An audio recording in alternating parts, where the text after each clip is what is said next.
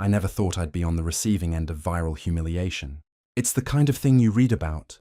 A modern-day horror story that happens to other people. Teenagers, celebrities, influencers who live their entire lives under the digital microscope.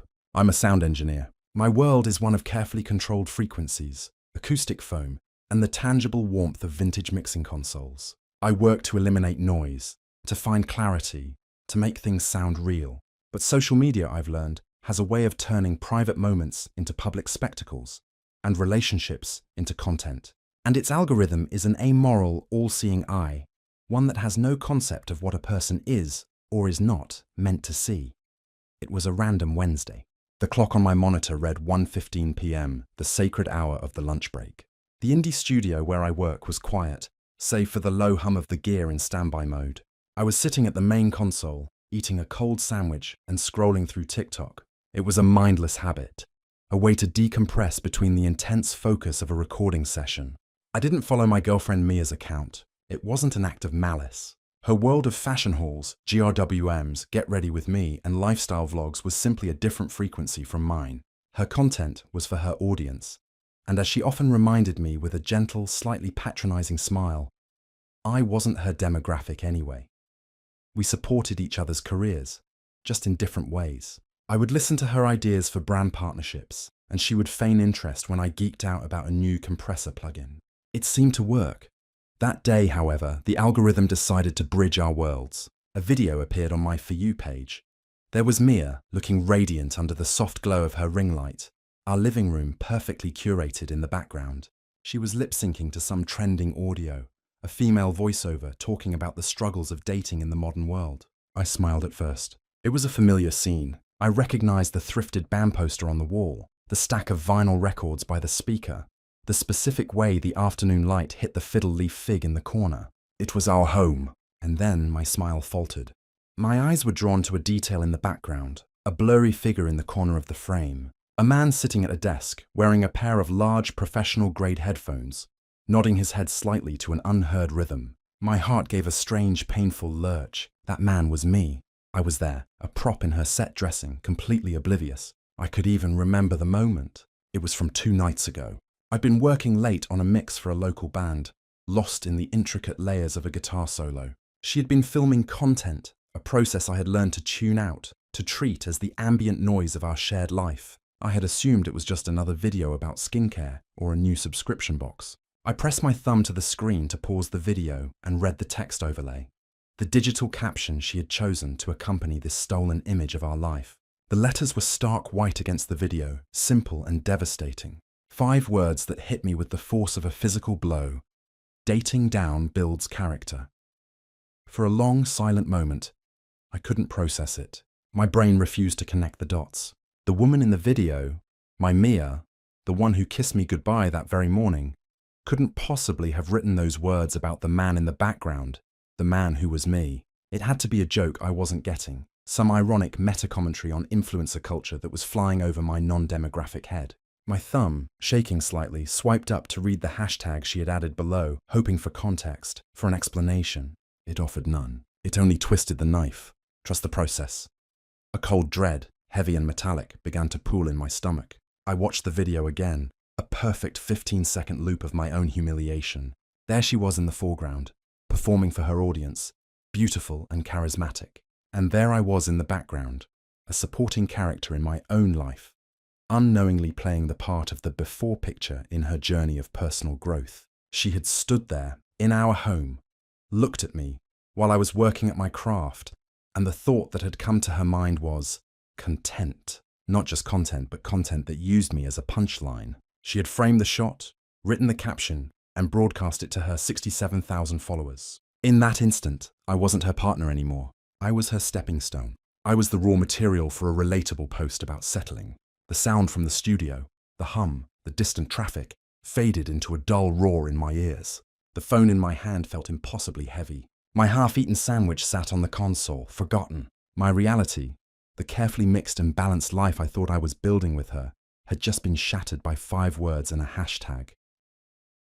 As I sat there, bathed in the sterile glow of my phone screen, my mind instinctively tried to debug the situation. I started tracing our relationship back in time, searching for the corrupted line of code, the point where the beautiful analog signal of our life together was distorted into this ugly digital noise. Had it always been there?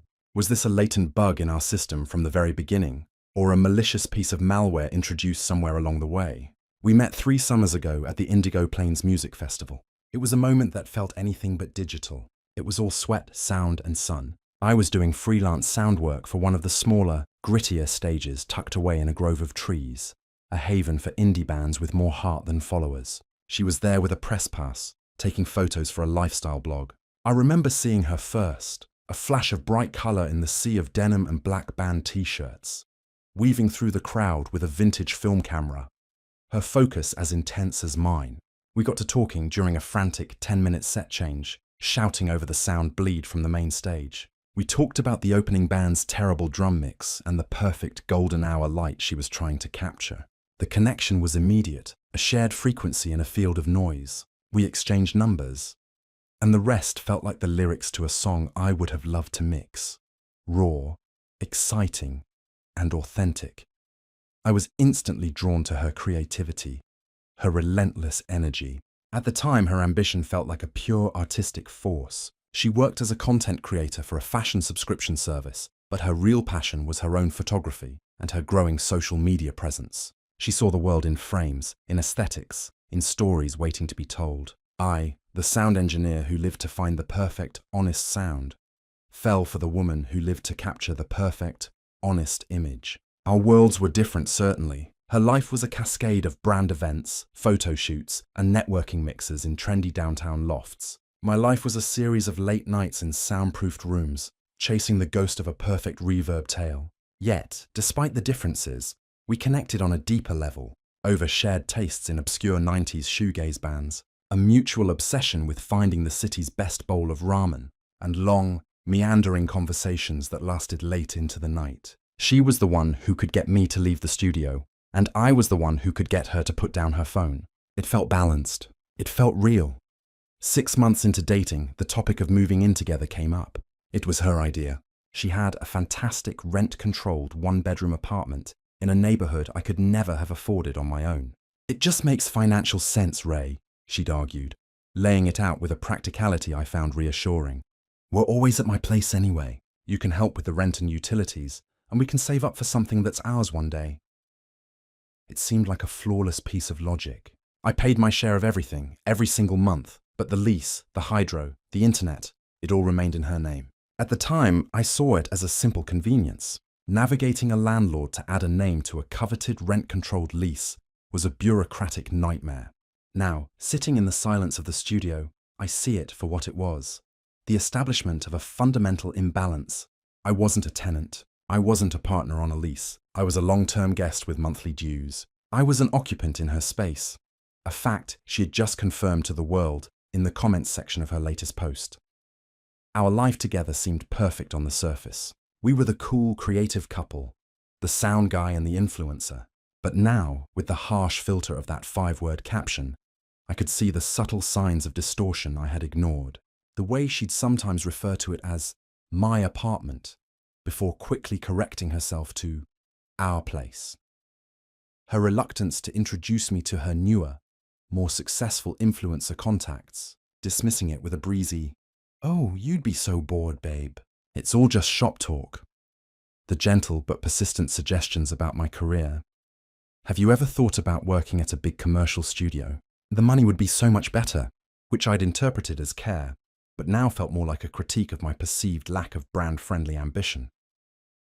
All of these moments, these tiny, seemingly insignificant data points, were now coalescing into a horrifying new picture. The beautiful analog love story I cherished in my memory was being overwritten in real time. I was being forced to ask the question that every betrayed person must eventually face.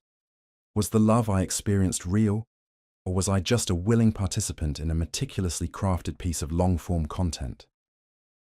The memories, once a source of comfort, now felt like a cruel setup, the first act of a tragedy whose ending I was just beginning to comprehend.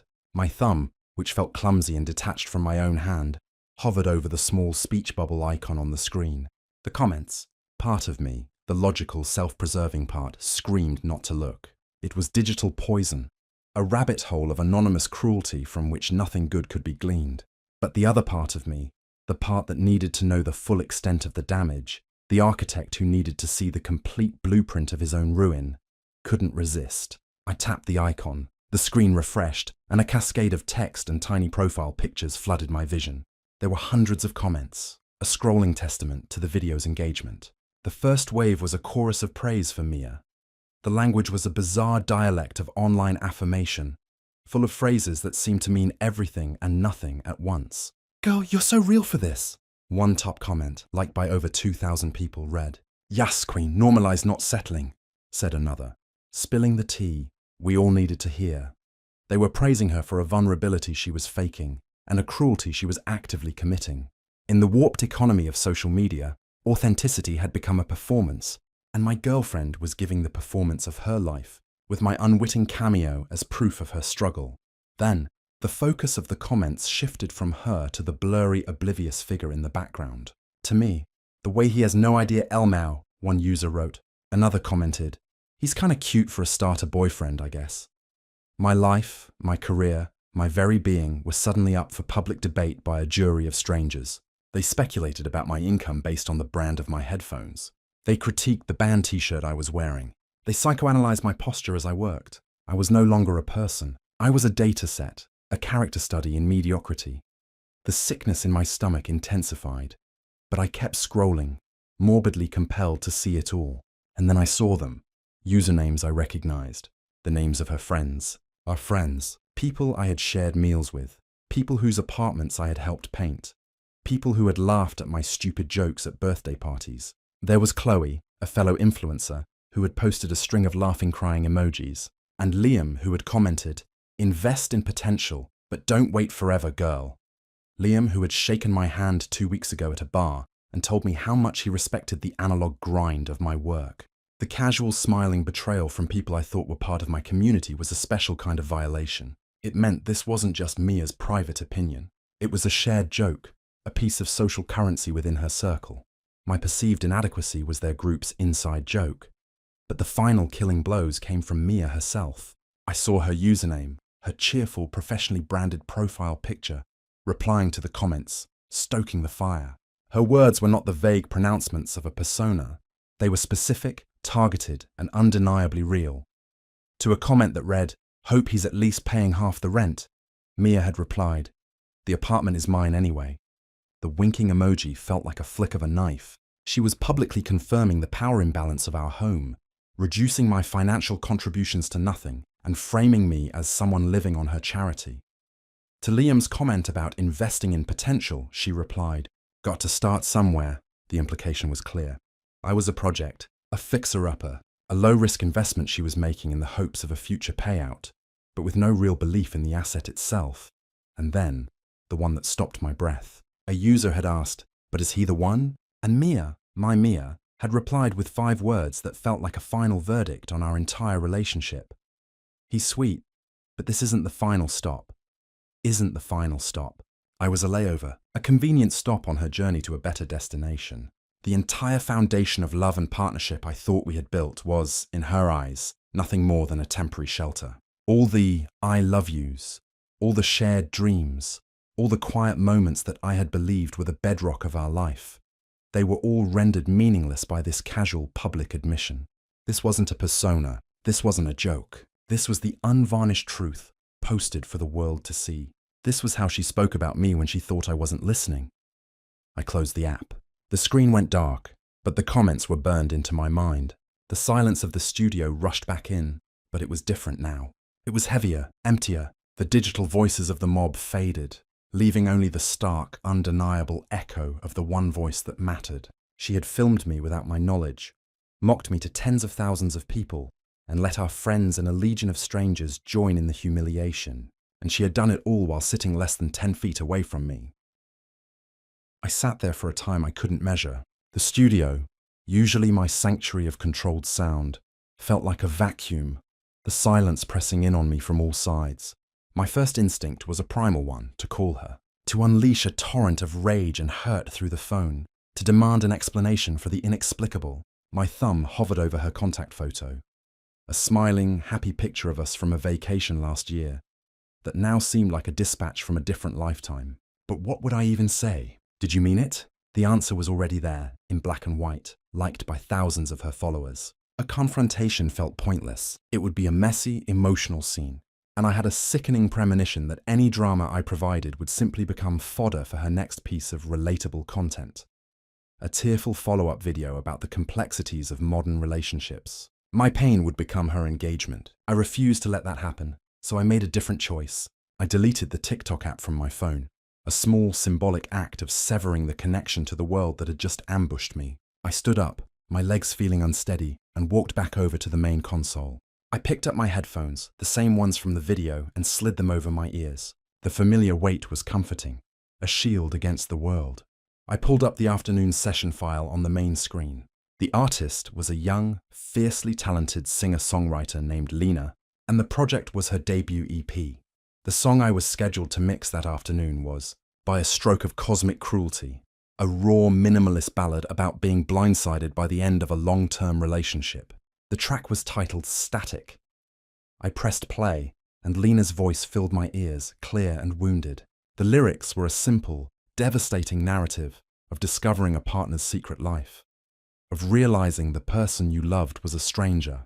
The silence in this room has a sound now, a low and constant static in my heart. My own heart clenched. For a moment, the pain was too sharp, too direct. But then, something else took over. The engineer in me, the part of my brain that sees emotion as a waveform, that understands pain as a frequency that can be shaped, clarified, and controlled, took the helm. I had a job to do. I threw myself into the mix with a focus I had never experienced before. I was no longer just an engineer. I was a surgeon. I listened to the raw tracks, the jumble of guitar, piano, and vocals, and I saw it as the sonic equivalent of my own shattered emotional state. My task was to bring order to this chaos. I started with her voice. I used the equalizer, not just to shape the tone, but to carve out space, to meticulously cut away any competing frequency, any mud that obscured the pure, aching clarity of her words. I was trying to do for her what I couldn't do for myself, eliminate the noise and find the truth.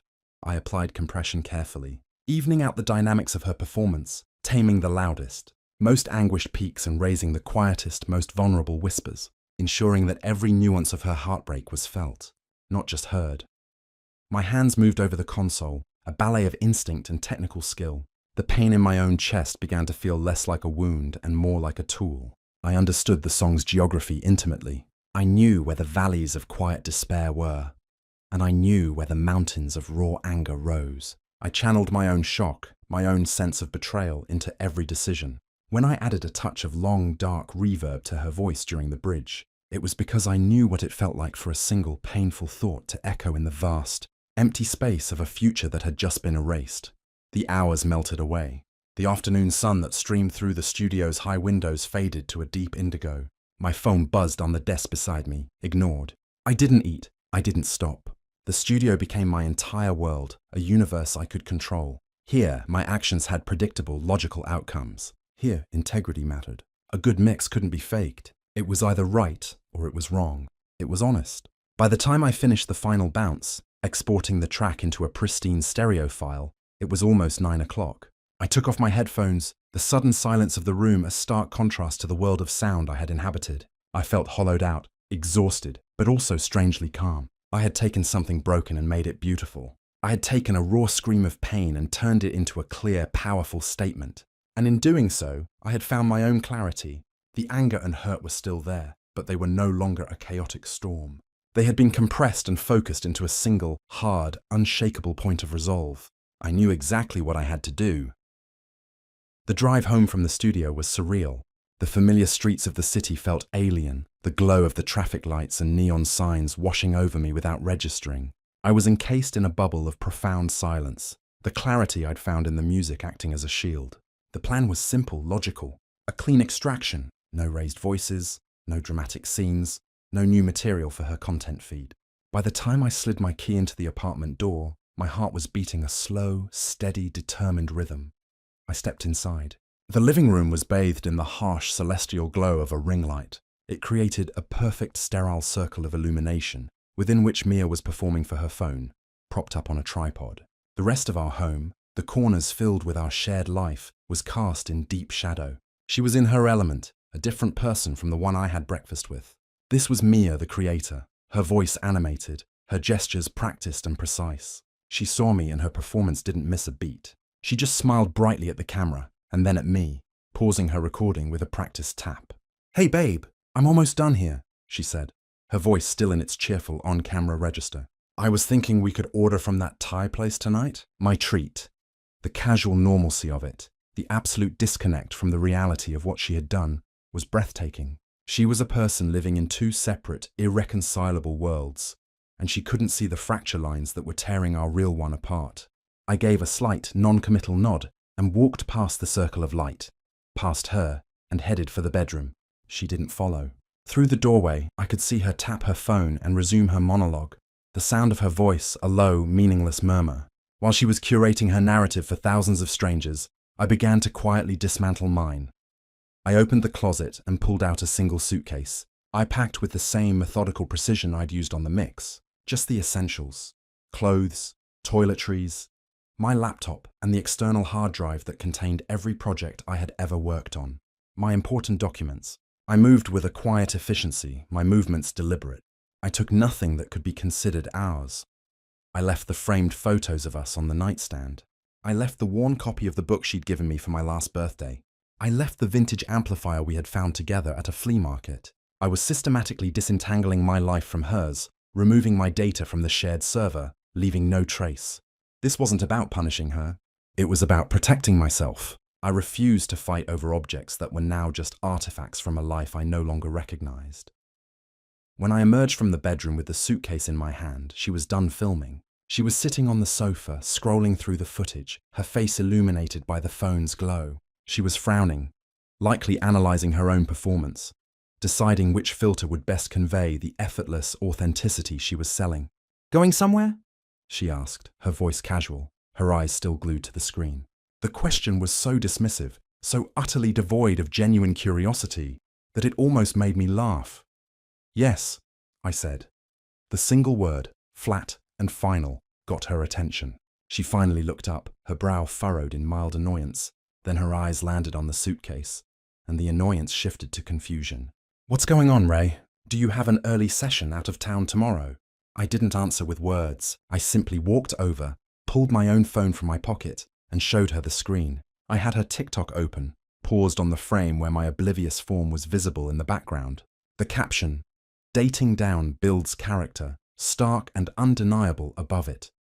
Her expression shifted in a series of rapid, heartbreaking clicks. First, confusion. Then, the sickening flash of recognition. Then, a flicker of something that looked like shame, but it was shallow, quickly overwritten by a defensive mask. She forced a laugh, a brittle, unconvincing sound. "Oh, that," she said, waving a dismissive hand. "Babe, it's just content. It's not serious. My followers eat that kind of stuff up. It's just a persona I play online." "A persona," I repeated, my voice quiet. "The comments from Chloe and Liam, those are a persona too. What about your replies? The apartment is mine anyway." This isn't the final stop. Is that the persona talking, or is that you? She set her phone down, her posture stiffening. The defensiveness was now hardening into anger.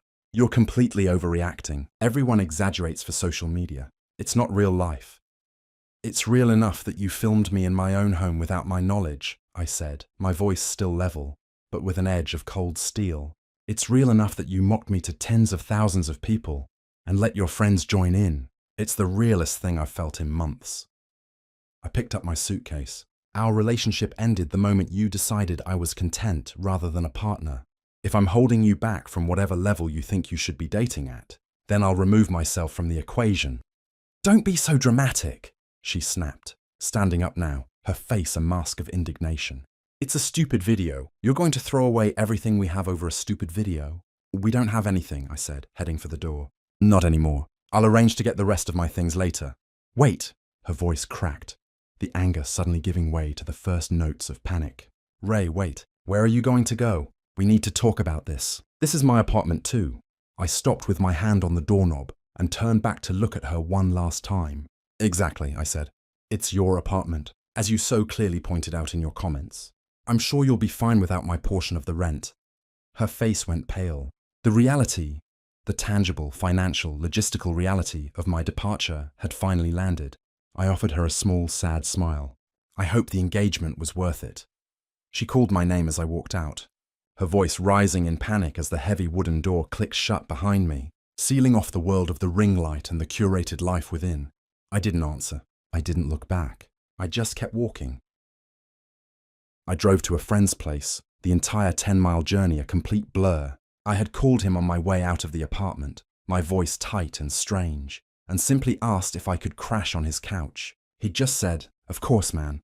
Doors unlocked, no questions asked. The simplicity and immediacy of his support was a lifeline in the chaotic sea of the last few hours. Once inside his quiet apartment, I dropped my suitcase by the door and sank onto the sofa that would be my bed for the foreseeable future. Only then did I look at my phone. It was a firestorm. The screen was a wall of notifications, all from Mia. They came in a frantic, escalating sequence that perfectly mapped the stages of her panic. First came the defensive anger. "You can't just walk out like that. You're proving my point by being so sensitive." It was a joke. Then the gaslighting began, an attempt to rewrite the reality I had just experienced. "You're twisting my words. It wasn't about you personally, it was social commentary. You never support my work anyway." When those messages went unanswered, the tone shifted to frantic bargaining. "Okay, I'm sorry. I'll delete it right now, see? It's gone. Just please come home so we can talk about this like adults." Finally, after a long pause, the emotional appeal. A string of tearful pleading messages. "Ray, please, I messed up. I know I did. I miss you. I love you. The apartment is so empty without you." I read through the entire chaotic torrent, and what struck me was not the emotion, but the strategy behind it. She was cycling through tactics, trying to find the one that would grant her access, the one that would work. Her apology wasn't born of remorse, but of desperation. She wasn't sorry for the betrayal. She was sorry she got caught and was now facing the consequences. The final "I love you" felt like the most hollow of all. Love to me was a quiet analog thing. It was trust. It was respect. It was not this noisy, desperate digital barrage. I took a deep breath and typed a single reply, choosing my words with the care of a final master. I deserve better than to be someone's stepping stone or social media punchline. "Please don't contact me again." I sent it. Then, without hesitation, I went into her contact details and pressed "Block this caller." The screen prompted me to confirm. I did. In that moment, it felt like I was cutting the feed, silencing the static for good. An immense, profound sense of relief washed over me. The storm was over. Now came the silence. The next day at the studio, I threw myself into my work with a singular focus. The familiar environment, a space governed by physics and skill rather than by likes and shares, was a comfort. The owner of the studio, Hector, a man in his late 50s with a calm demeanor and ears that could hear a pin drop in a hurricane, saw me come in. He was an old-school producer who had earned his stripes long before the internet had turned the music industry on its head. He valued talent, work ethic, and integrity above all else. He noticed my suitcase tucked into the corner of the control room and the dark circles under my eyes. He didn't pry or offer platitudes. He just brewed a fresh pot of coffee, handed me a mug, and said, "Got something new for you." Vocalist with perfect pitch but the timing of a broken clock. Real challenge. He paused, looking at me. Thought you might want something to really focus on. It was his way of saying, "I see you're going through something, and I trust you to handle it by doing what you do best." I was more grateful for the implicit support and the challenging project than I would have been for any heartfelt conversation. It was a gesture of respect. That evening, as I was deep into untangling the vocalist's rhythmic nightmare, a message notification popped up on my laptop. It wasn't from Mia, but from a name I was surprised to see. Jasmine. She had been Mia's roommate before I moved in, and we'd always gotten along well, bonding over a shared love for underground hip-hop artists that Mia found too aggressive for her brand. Jasmine was grounded and sharp, existing on the periphery of Mia's influencer world without ever getting sucked into its vortex. "Hey Ray," the message read. "Just checking you're okay. What Mia did was seriously messed up. A bunch of us have called her out on it privately. Don't feel like you're alone in thinking it was bullshit." The message was a small beacon of light. It was confirmation that not everyone in her circle subscribed to the toxic ethos of content at all costs. It meant the world to me that she had reached out, but I knew I had to be careful. I wasn't interested in being drawn into a drama war, in turning her friends against her. That was her world, her game. I wanted no part of it. I kept my response brief and appreciative. Thanks, Jasmine. I really appreciate that. Just trying to get my head straight and focus on work right now. I just wanted space to heal, to rebuild on my own terms. I had cut the feed from Mia.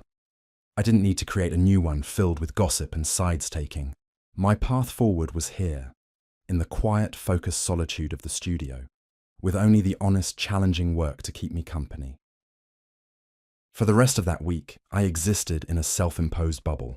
My life simplified down to 3 core locations: my friend's couch, the driver's seat of my car, and the worn leather chair in front of the studio's mixing console. I worked with a quiet, relentless intensity, taking on the studio's most difficult projects, the ones that required a surgeon's patience and an artist's touch. The work was a solace. It was a place where effort had a direct and measurable result, where my value was not up for public debate but was proven in every clean mix and balanced track. I was rebuilding my life, not with grand gestures but with the small, steady clicks of a mouse and the subtle adjustments of 1,000 tiny knobs. Then, 3 days after I had walked out of the apartment, something unexpected happened. An entirely new signal cut through the static of my quiet, new life. I was taking a rare break, scrolling through my professional Instagram account, when I saw a new post from Lena, the artist whose breakup song I had mixed in the eye of my personal hurricane. She had posted a 30-second video snippet of the song Static.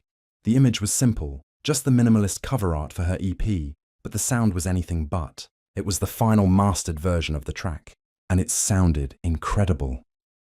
She had chosen to post the emotional climax of the song, the bridge where the production swells and her voice soars with a heartbreaking combination of rage and resignation. What struck me, listening to it through my phone's tiny speakers, was the clarity. Every pained whisper, every crack in her voice, every ghostly echo of the reverb was perfectly present.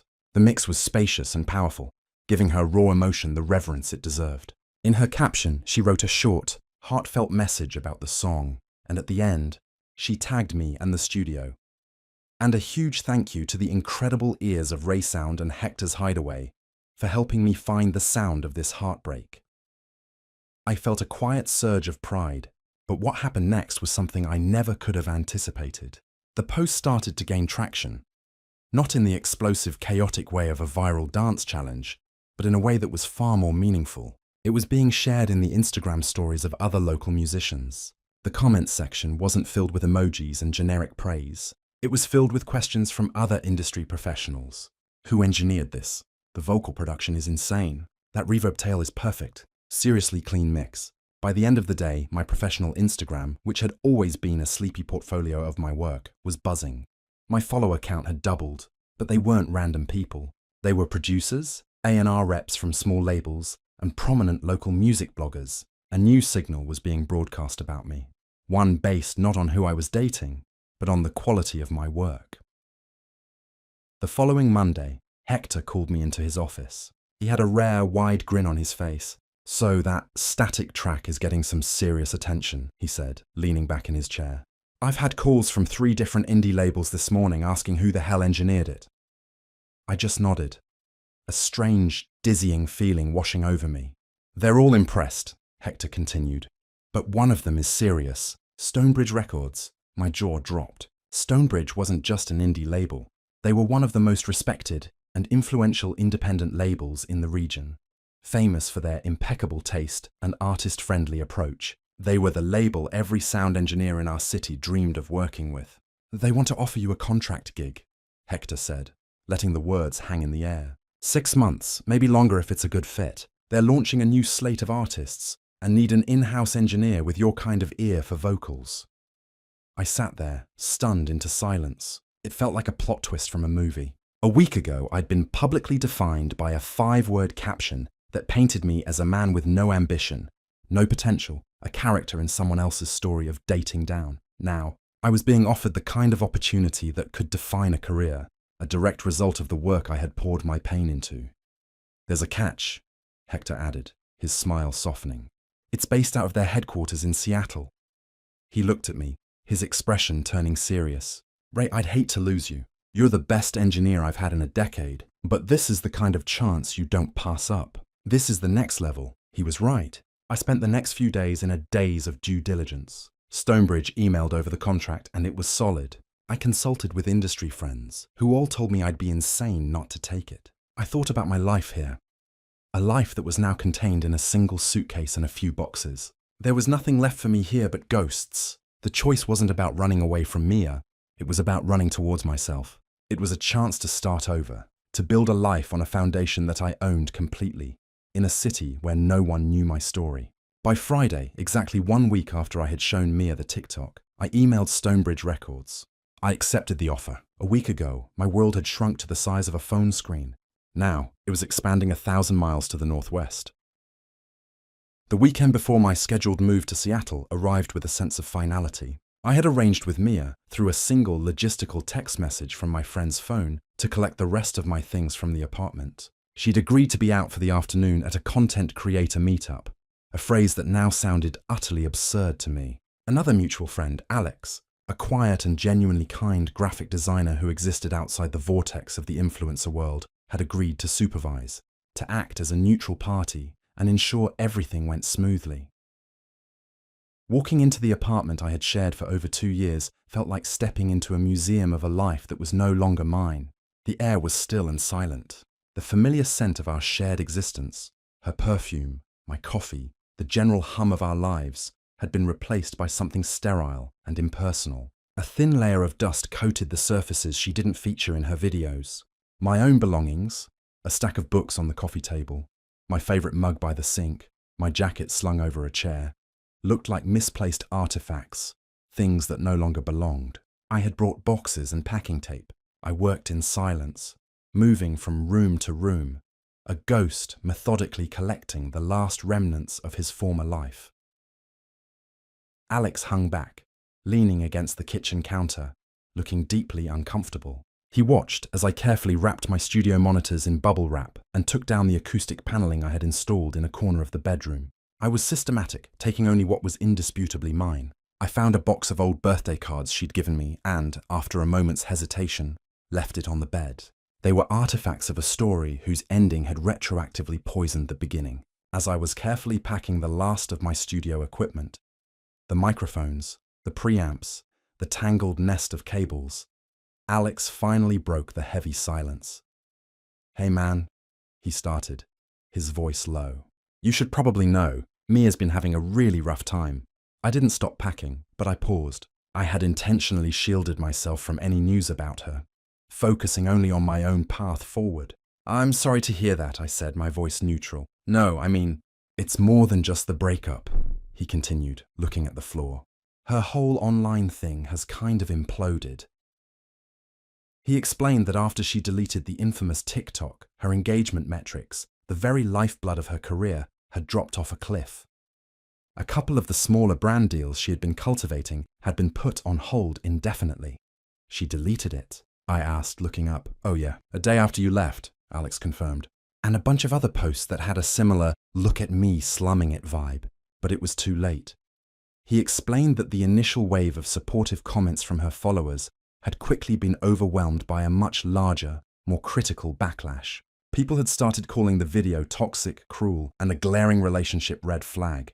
Then, the situation had escalated. A couple of much larger, more respected creators had stitched her video, a TikTok feature where you can embed someone else's video into your own to comment on it. This one creator, a woman who does commentary on internet culture, has like 2 million followers, Alex recounted.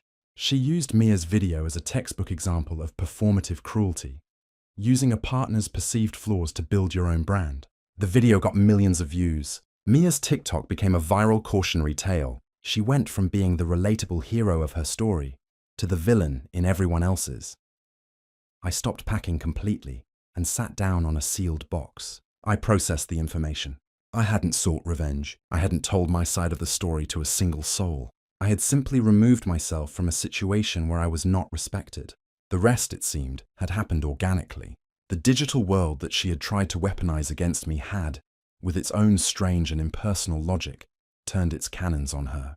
The algorithm that had served me my own humiliation on a platter had served her the consequences on the exact same dish. Wow, was all I could manage. "Yeah," Alex said, nodding. I'm not telling you this to make you feel good or anything. It's been a mess. I'm not celebrating her downfall, I said, and I was surprised to find that I meant it completely. Honestly, Alex, I just couldn't stay with someone who saw me that way. It was never about her career or mine. It was about respect. And when I saw that video, I knew it was gone. My friend nodded, his expression softening with understanding. For what it's worth, he said quietly, I think she genuinely regrets it now. Not just because of the consequences. I think she knows she blew up something real. Maybe that was true. But regret wasn't a time machine. It couldn't unpost the video, unwrite the comments, or rebuild the trust that had been atomized in a 15-second clip. I stood up and picked up the roll of packing tape. I sealed the final box, the sound of the tape stripping off the roll loud and definitive in the quiet apartment. It was the last piece of my life here. The last piece of us. The chapter was closed. 2 weeks after I'd left, as I was neck deep in the logistics of a cross-country move, my phone buzzed with a message from Jasmine. It was a screenshot of Mia's private Instagram story. Against a stark black background, a line of simple white text read, "Does anyone have a current way to contact Ray? It's important." Below the screenshot, Jasmine had added her own commentary. "Thought you should know she's looking for you. She found out about the Stonebridge deal from someone at the studio and has been telling everyone how she always believed in your potential. Just a heads up in case she finds a way to reach out." I stared at the screenshot, a cold, weary feeling settling over me. It was exactly as I had predicted. My value, in her eyes, had always been tied to my perceived status. When I was just a sound engineer at a small indie studio, I was a stepping stone, a starter boyfriend. Now that I had a prestigious contract with Stonebridge Records, my potential had miraculously been discovered. Her sudden interest wasn't about me. It was a desperate act of revisionist history, an attempt to rebrand her narrative from one of contempt to one of benevolent, tragically misunderstood support. 3 days before my U-Haul was scheduled to arrive, she found a way. An email landed in my inbox, sent from an address I didn't recognize, but with a subject line that made my heart clench. "Ray, please read this." I let it sit there for hours before finally opening it. "Ray, I need to talk to you. Please, I know I messed up, more badly than I can even say, but you have to let me explain. I never meant to hurt you. It was stupid content for engagement. It was a character. It wasn't how I really felt about you. I was chasing something online that had nothing to do with us, with our real life. I am so proud of you and your new opportunity. I always knew you were this talented. I was just too caught up in my own world to say it enough. Please give me a chance to make things right. We were so good together. I miss you. I love you." I sat with the email for a full day. I read it and reread it, not with anger anymore, but with a kind of detached, analytical sadness. I deconstructed it like a flawed piece of audio. I never meant to hurt you. A classic abdication of responsibility, focusing on her intent rather than the actual impact of her actions. It was stupid content, a minimization of a profound betrayal. I always knew you were this talented, a blatant, desperate lie designed to attach herself to the success she had never actually supported. Her love was conditional. Her support was retroactive. Her apology was a strategy. I thought about writing back with anger, with a point-by-point refutation of her lies. But that would mean engaging on her terms, getting drawn back into the cycle of drama. I owed her nothing, but I owed myself a final clean break. The next afternoon, I wrote my response. It was the final mix of my feelings on the matter, clear, balanced, and free of distortion. "Mia, I wish you well in your career and your life. What happened between us wasn't a misunderstanding or a joke taken the wrong way. It was a fundamental lack of respect. This new job doesn't validate me, just as your TikTok didn't define me. I'm the same person I was a month ago, doing work I'm proud of. The only difference is that now I understand my own worth better. It isn't determined by my career, and it certainly isn't determined by someone else's perception of it. Please don't contact me again." I hit send, archived the entire email chain, and felt the last heavy chain of our relationship fall away. I moved to Seattle the following week. The gig at Stonebridge was challenging, exhilarating, and everything I had ever hoped for professionally. I found a small but comfortable apartment with a view of the rain-soaked streets. I made new friends who knew me only as Ray the engineer, not Ray the subject of a viral TikTok, and I slowly, cautiously began to build a new life. 6 months later, when my initial contract was extended and then made permanent with a significant raise, I allowed myself to reflect on how dramatically my life had changed. Occasionally, I'd hear updates about Mia through the grapevine. She had successfully pivoted her brand. She now made content about authentic relationships and personal growth, speaking eloquently about the dangers of toxic internet culture. She'd written a viral thread about her journey of overcoming her own inauthentic self, ironically gaining more followers than she'd ever had before. She never named me, but those who knew knew.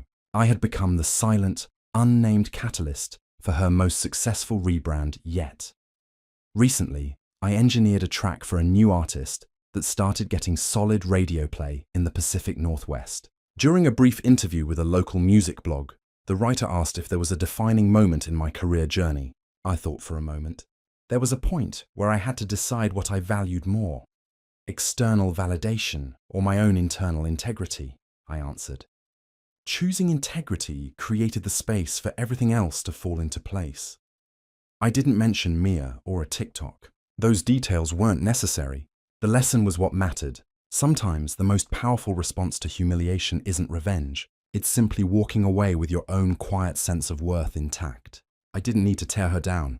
My success wasn't the point. My integrity was, months after that interview, a final, unexpected email arrived. It was from her. It was short, and for the first time, it felt real. It was a proper apology, acknowledging the hurt she had caused with no excuses. It didn't ask for reconciliation. It just asked for forgiveness. I wrote back 2 words. I appreciate that.